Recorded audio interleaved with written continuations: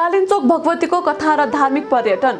नेपालको धार्मिक र सांस्कृतिक धरोहर मध्ये कालिन्चोक भगवतीको मन्दिरको विशेष स्थान छ।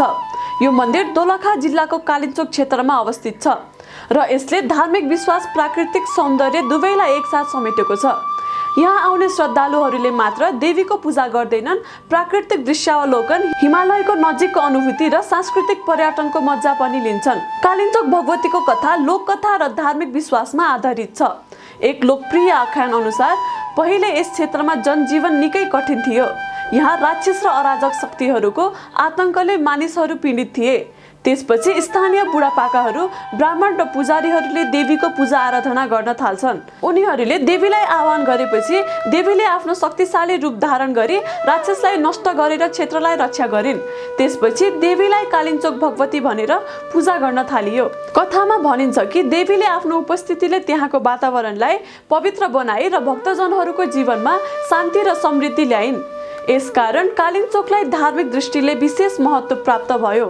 कालिन्चोक भगवतीलाई नेपालका विभिन्न भागबाट भक्तजनहरूले विशेष श्रद्धासहित पूजा गर्दछन्। देवीलाई सन्तान प्राप्ति, रोग निवारण, परिवारको सुख शान्ति, व्यापारमा सफलता र मनोकामना पूर्तिका लागि मनाउने चलन छ। भक्तजनहरूले देवीको दर्शन, पूजा, फूल, धूप, दिया र बलि आदिको माध्यमबाट आफ्नो श्रद्धा प्रकट गर्दछन्। भक्तजनहरूको विश्वास अनुसार कालिन्चोक भगवतीले आफ्ना भक्तहरूको दुःख दुर्बलता हटाएर जीवनमा सकारात्मक परिवर्तन ल्याउने शक्ति राख्छिन्। यही विश्वासले गर्दा यो मन्दिरमा वर्षभर भक्तजनहरूको भिड लागिरहन्छ। कालिन्चोक भगवतीको मन्दिर धार्मिक पर्यटनका लागि अत्यन्त महत्त्वपूर्ण गन्तव्य हो।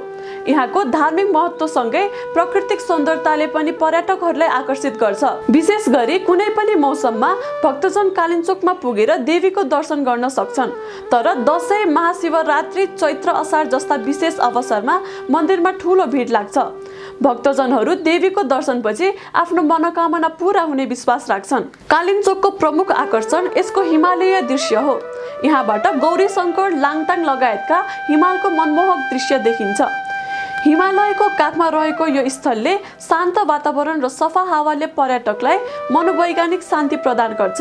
कालिन्चोक आसपासका मार्गहरू ट्रेकिङ र हाइकिङका लागि उपयुक्त छन्। धार्मिक यात्रा र साहसिक पर्यटन एकैसाथ हुने भएकाले युवा र प्रकृति प्रेमी पर्यटकहरू पनि यहाँ आकर्षित हुन्छन्। कालिन्चोक क्षेत्रको स्थानीय संस्कृति, परम्परा र जीवनशैली पनि पर्यटकलाई मनपर्छ।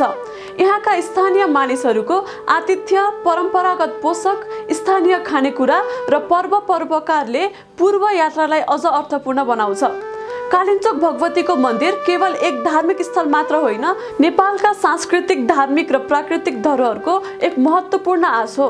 यसको कथा र विश्वासले मानिसहरूलाई आध्यात्मिक शान्ति दिन्छ भने प्राकृतिक सौन्दर्य र पर्यटनको मन रमाउँछ।